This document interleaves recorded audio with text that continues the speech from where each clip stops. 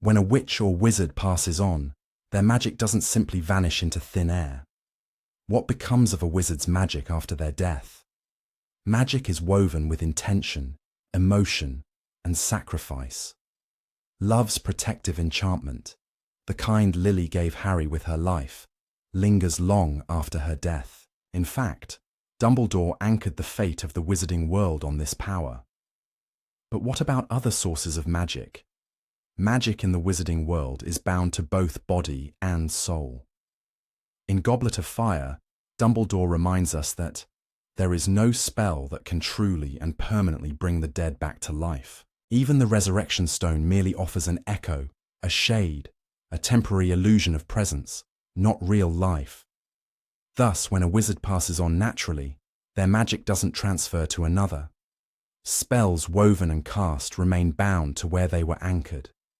Potions brew, charms hold, enchantments linger, but they fade unless sustained by new magic. Sometimes, a spell outlasts its caster. Wards and enchantments at Hogwarts endure long after the enchanter's passing.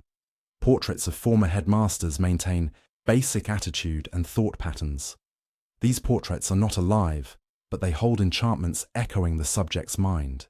They can teach, guide, even caution, long after death. Ghosts, however, represent a deliberate choice. Nearly Headless Nick tells Harry that wizard ghosts are souls afraid to move on, imprints left behind by those who feared death more than life.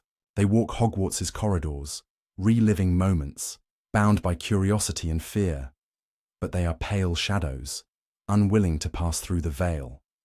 Speaking of the veil, it's a doorway between living and dead, located in the Department of Mysteries.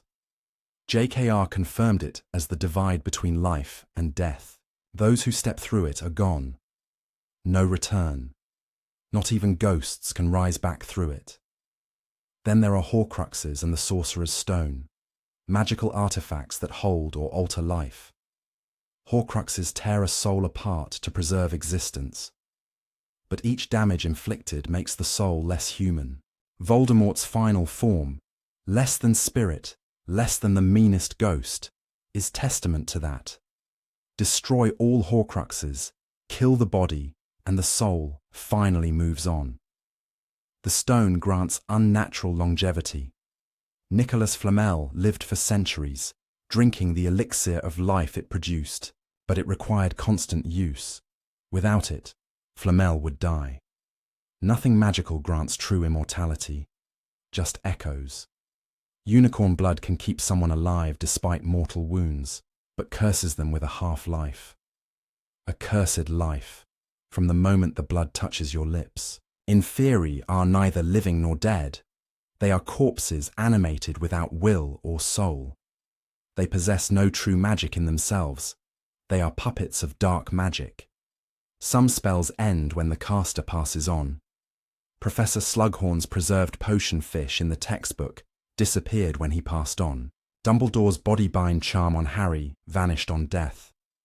These examples show that some magic requires the caster's presence. There are rare exceptions. Priori Incantatem could summon shades of a wizard's last spells. Echoes, not souls. And in Goblet of Fire, Harry glimpses echoes of Voldemort's victims. Graphical projections tied to magic's memory. Still, these are limited echoes, not full returns. Dumbledore reflected, death is but the next great adventure. And Harry, accepting death in Deathly Hallows, passed through to King's Cross, where he met Dumbledore as a guide before returning.